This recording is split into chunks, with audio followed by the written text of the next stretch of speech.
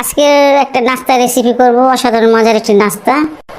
তেলটা গরম হয়ে গেছে আর এখানে আমি দুটো পেঁয়াজ কুচি দিয়ে দিচ্ছি। এখানে আদা রসুনের পেস্ট 1 চামচ দিয়ে দিচ্ছি। এখানে হচ্ছে হলুদ, মরিচ আর ধনিয়া আর জিরার গুঁড়া সব আধা চামচ করে।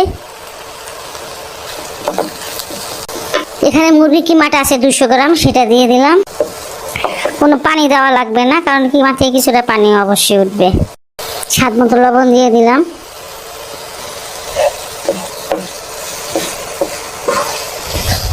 এই পেঁয়াজ পাতা কিছুটা দিয়ে দিচ্ছি।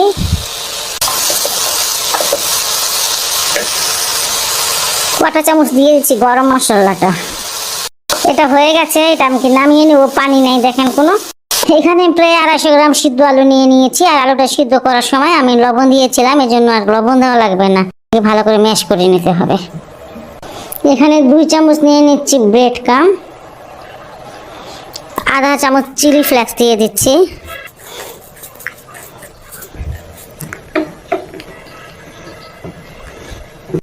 খুব সুন্দর করে গোল করে নিতে হবে, একদম স্মুথ ভাবে বলটা করতে হবে। আর এই যে চারিদিক থেকে একটুখানি হাত দিয়ে এমন এমন করে দিই।